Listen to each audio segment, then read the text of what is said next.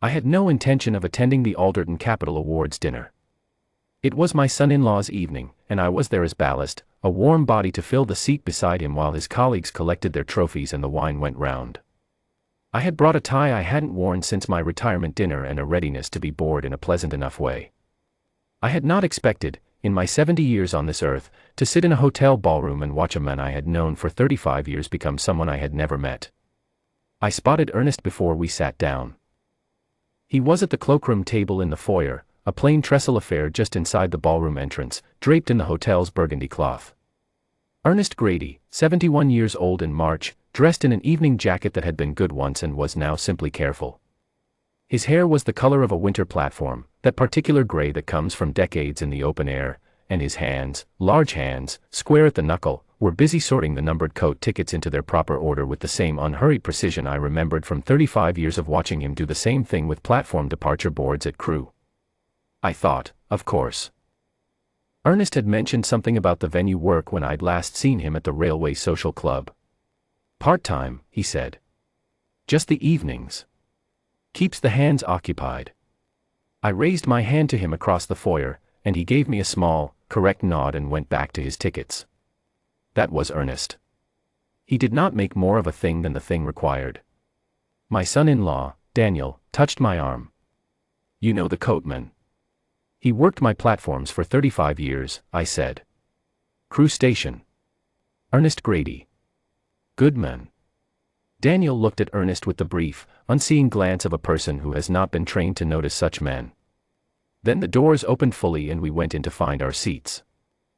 The ballroom was the sort of room that announces itself before you can take it in, the chandeliers, the round tables in their white linen, the long-stemmed glasses, the gentle roar of 120 people who have been drinking champagne for 40 minutes in an adjoining room and are now finding their places with a loose and good cheer. The grand ballroom of the Hartwell Park Hotel, and no expense moderated.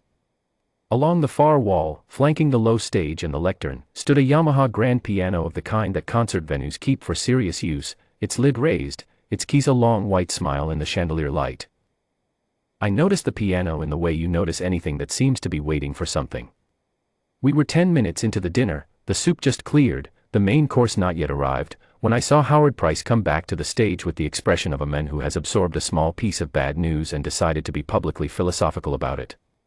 Price was the CEO and founding director of Alderton Capital, 60s, silver-haired, well-suited, the particular kind of assured that comes from many years of being the most important person in his own room. He leaned into the microphone. Ladies and gentlemen, he said, I've just had word that our featured pianist this evening, who was to play for us during dinner, appears to be stuck on the M6. Which, as those of you who use the M6 will know, is his own fault. Laughter. We shall have to manage the best we can without him. A pause. Then his gaze moved across the room and settled, with the casual confidence of a man accustomed to requisitioning whatever he needed, on the foyer entrance. Ernest was there, in the doorway, with a stack of stubs to return. You, Price said, his voice amplified and carrying easily to every corner of the room. Doorman. Do you know how to play? I saw Ernest look up. A beat. The piano, Price said.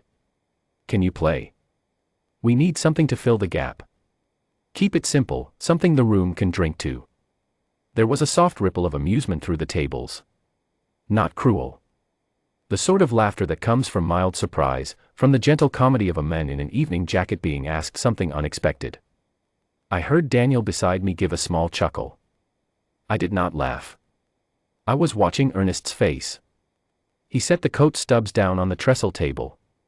He straightened his jacket, not nervously, but with the deliberate care of a man who is about to do a job properly.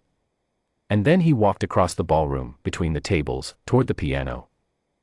The room watched him the way it watches a minor inconvenience being resolved. Conversations resumed in murmurs. A waiter topped up glasses. Price returned to his seat with the satisfied air of a problem managed. Ernest reached the piano. He stood beside the bench for a moment, looking at the keyboard the way a man looks at something he knows well and has missed. Then he sat down. He reached under the seat and turned the bench height knob. 1.5 turns. He did not look at his hands. He placed his palms flat in his lap. Breathed once through his nose. And then he lifted his hands and put them on the keys. The first note was not loud. That is what I remember most clearly, even now. I had expected, I think the room had expected, something serviceable and cheerful. A background pleasantry. 3 chords and a borrowed melody. Something to drink to, as Price had said. What came instead was a single note that fell into the room like a stone into deep water. The murmur at the table nearest the bar stopped. Not hushed, not quieted, stopped. As though someone had put a hand over a clock. The second note followed the first, and then the third, and I recognized it before I had words for it. I am not a musical man. My years were spent with timetables and rolling stock and the management of a busy junction station. But I knew the shape of what I was hearing the way you know the shape of your wife's face in the dark, not by seeing it, not by naming it, but by something older than either. It was a nocturne. Slow, and searching, and achingly deliberate. The right hand moved through a melody that seemed to ask something of the air around it and then hold its breath for the answer. The left hand laid down harmonies underneath, not accompaniment, but ground, the way earth is ground, the way you trust a floor to be there when you step. Conversations died around me table by table, the way candles go out when a window is opened on a winter night. One by one, and then all at once. I became aware that Daniel had put his fork down. That the woman across from me had her champagne glass halfway to her lips and had forgotten it there. Ernest played with his eyes partly closed and his body very still. There was no performance in his posture. No lean or sway, no drama of the head. Only the hands moving, and the sound moving through them, and the room receiving it like a vessel that hadn't known it was empty. I found myself thinking of Crewe Station in December. I thought of the particular quality of cold on platform 2 at 6 in the morning, and of Ernest's voice as I passed him once in 40 years offering the departing passengers nothing more than a mind the gap, and a steady eye. 35 years, and I had never once thought to ask what he did on Sunday mornings. The melody shifted. It gathered something to itself, a phrase that rose and pressed against what felt like a limit, then released, and in the releasing became not relief but grief, the way real grief is not loud but simply large, too large to fit inside an ordinary moment. I heard, somewhere to my left, the small sound of a woman trying not to cry. I did not look at her. I could not take my eyes from Ernest. His hands were moving through the final section of the piece now, the melody thinning to something almost unbearably transparent, like light through old glass. The left hand kept the ground steady underneath. And then, in the last few phrases, I understood what I was hearing. It was not a performance of a nocturne. It was a conversation. Private and specific and aimed, not at the room, not at the chandeliers or the Hartwell Park Hotel's grand ballroom or 120 corporate guests in their evening clothes. Aimed inward.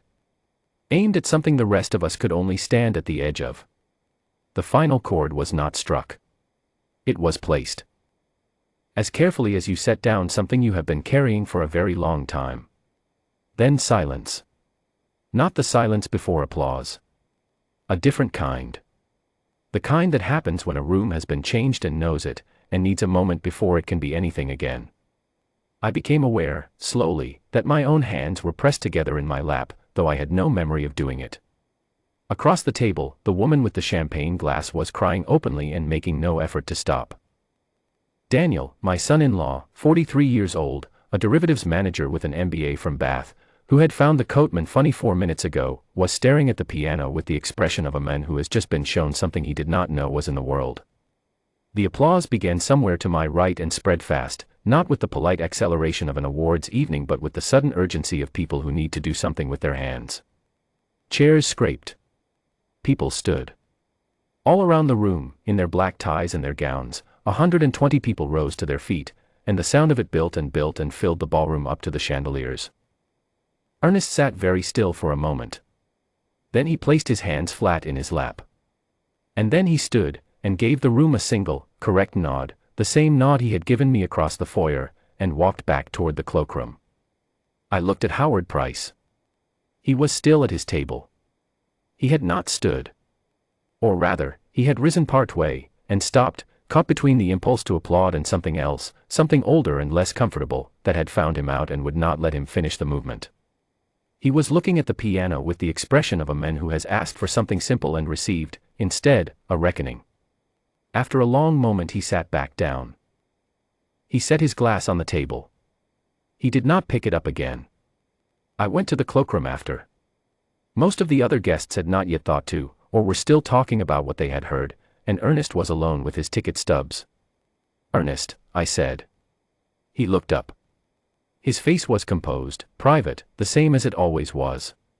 "Chopin?" I asked. He considered this. "The last nocturne he published," he said. "E major. Op. 62, number 2. I nodded as if I knew what that meant, which I did not, but it seemed important to treat it properly. "I didn't know you played," I said. "No," he said simply. People didn't, generally. I stood with him for a moment in the quiet of the foyer, while the ballroom behind us hummed back to life, voices, the percussion of cutlery, the warm ordinary noise of an evening resuming. The coats hung in their numbered rows. Ernest straightened a ticket that didn't need straightening. "Why that piece?" I asked. "I don't usually push. I was a station master. You learn to let the trains depart on their own schedule. But I pushed now." He was quiet for a moment. Then he said, "My wife Claire used to ask me to play it. In the last year. When things were difficult." He paused. She said it told her things she already knew but couldn't find the words for. He said it with the same tone a man might use to explain a platform change. Factual. Not expecting sympathy. "When did you lose her?" I asked. 11 years ago this January," he said. I stood there with him for another moment. Outside the ballroom windows, somewhere out in the dark beyond the hotel gardens, the motorway continued its business, lorries and late departures and the lights of people going home. I had spent a career managing the orderly passage of human beings from one place to another, and I had thought I understood something about that. I understood, at that moment, that I had only understood the surface of it. "You've been playing it every Sunday," I said. It was not quite a question. "Every Sunday," he said. 49 years. He gave me the small correct nod. Then he went back to his tickets, and I went back to the ballroom, and the awards dinner proceeded as planned. I think about that evening more than I think about most evenings. I think about what Howard Price asked for, something simple, something the room could drink to, and what he received instead. I think about the 120 people in their evening clothes who went home that night with something in them that hadn't been there when they sat down, and I wonder how many of them, pouring their nightcap or folding their dinner jacket over the chair, thought, "I should have asked his name."